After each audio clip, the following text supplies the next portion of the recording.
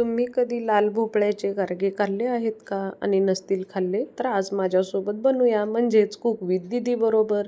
तर सर्वात अगोदर मी इथं 1/2 किलो लाल भोपळा घेतलेला आहे. तो भोपळा घेतल्याच्या नंतर त्याचे छोटे छोटे काप केलेले आहेत. काप केल्याच्या नंतर आपल्याला इथे त्याची साल काढून घ्यायची आहे आणि त्याचे छोटे छोटे काप करायचे आहेत. आणि हे सर्व करत असताना मी एका पातेल्यात पाणी गरम करायला ठेवलेले आहे, कारण ह्या भोपळ्याला आपल्याला पूर्ण वाफ द्यायची आहे आणि वाफेवरच तो भोपळा शिजवून घ्यायचा आहे. त्याच्यामुळे मी त्याचे छोटे छोटे काप करायच्या अगोदरच गॅसवरती पाणी गरम करायला ठेवलेले.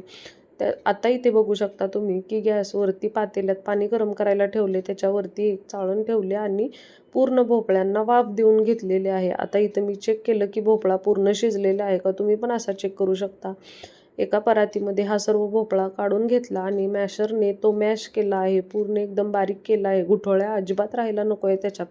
त्याच्यानंतर इथं मी मिक्स केला आहे गूळ. आता इथं गूळ तुम्ही खिसून घ्या, कारण त्याचे मोठे मोठे काप राहतात. गूळ खिसून घेतल्याच्या नंतर त्याच्यात आपल्याला टाकायचे विलायची पावडर, 1 कप गव्हाचं पीठ, आणि आपल्याला हे लागत असताना वरून मिक्स पण करायचे आहे थोडे थोडे गव्हाचे पीठ, आणि थोडंसं मीठ टाकून घ्यायचं आहे चवीपुरतं. मीठ टाकल्याच्या नंतर हे पूर्ण मिश्रण एकजीव करायचं आहे आणि त्याचा छान असा गोळा मळून घ्यायचा आहे.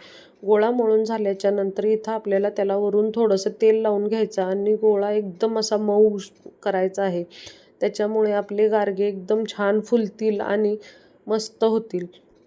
गोळा खिसून झाल्याच्या नंतर एका पॅनमध्ये तेल गरम करत ठेवायचं आहे आणि गोळ्यातला छोटासा एक पीस घेऊन आपल्याला त्याची मोठी अशी पोळी लाटून घ्यायची आहे एकदम, आणि त्याचे छोटे छोटे आपल्याला पीस करायचे आहेत, जेणेकरून आपल्याला ते तळायला पण सोपे जातील आणि त्यांना गोल असा शेप येईल. त्याच्यानंतर पॅनमध्ये तेल गरम करत ठेवलेलं आहे. तेल गरम झाल्याच्या नंतर छोट्या छोट्या पुऱ्या ज्या करून घेतलेल्या आहेत त्या सर्व पॅनमध्ये सोडायच्या आहेत आणि त्यांना मस्त असं आलटून पालटून आपल्याला तळायच्या आहेत. तळून झाल्याच्या नंतर एकदम अशा त्या कुरकुरीत होतील. आणि इथं तुम्ही बघू शकता एकदम हेल्दी असे भोपळ्याचे गारगे तयार